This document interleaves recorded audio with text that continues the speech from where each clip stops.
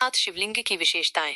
त्रिकोणाकार शिवलिंग। केदारनाथ का शिवलिंग दुनिया के बाकी शिवलिंगों से अलग त्रिकोणाकार है। इसका आकार बैल की पीठ जैसा है। इसकी परिधि और ऊंचाई दोनों लगभग 12 फीट है। स्वयंभू ज्योतिर्लिंग। यह एक स्वयंभू ज्योतिर्लिंग माना जाता है, जिसका अर्थ है कि यह स्वयं प्रकट हुआ है। पूजा विधि। शिवलिंग के सामने वाले हिस्से पर श्रद्धालु जल और फूल चढ़ाते हैं, जबकि पीछे की ओर घी अर्पित कर भगवान से गले मिलते हैं।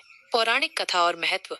केदारनाथ शिवलिंग का संबंध महाभारत काल से है। माना जाता है कि कुरुक्षेत्र युद्ध के बाद पांडवों को अपने पापों का प्रायश्चित करने के लिए भगवान शिव के दर्शन की इच्छा हुई, लेकिन शिव उनसे मिलना नहीं चाहते थे और उन्होंने बैल का रूप धारण कर लिया। भीम ने उस बैल को पहचान लिया और उसे पकड़ने की कोशिश की। तब बैल भूमि में समा गया और उसके शरीर के विभिन्न अंग 5 अलग अलग स्थानों पर प्रकट हुए, जिन्हें पंच केदार कहा जाता है। केदारनाथ, जहाँ बैल की पीठ कुबड़ प्रकट हुई। तुंगनाथ, जहाँ भुजाएं प्रकट हुई। मध्य महेश्वर, जहाँ नाभि और पेट प्रकट हुए। रुद्रनाथ, जहाँ चेहरा प्रकट हुआ। कल्पेश्वर, जहाँ बाल और सिर प्रकट हुए।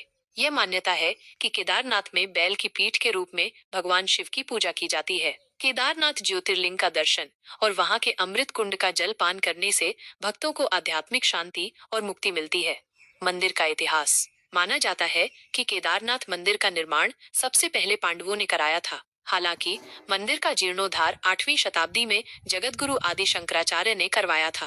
मंदिर के पीछे ही उनकी समाधि भी है। कुछ इतिहासकारों के अनुसार 10वीं से 12वीं शताब्दी के बीच मालवा के राजा भोज ने भी इस मंदिर का जीर्णोद्धार करवाया था। यह मंदिर लगभग 6 महीने बर्फ से ढका रहता है और इस दौरान कपाट बंद रहते हैं। सर्दियों में भगवान केदारनाथ की पूजा ओंकारेश्वर मंदिर में होती है। केदारनाथ धाम सिर्फ एक तीर्थ स्थल नहीं, बल्कि आध्यात्मिक ऊर्जा और प्रकृति का एक अद्भुत संगम है, जो हर साल लाखों श्रद्धालुओं को आकर्षित करता है। लिंग की विशेषताएं।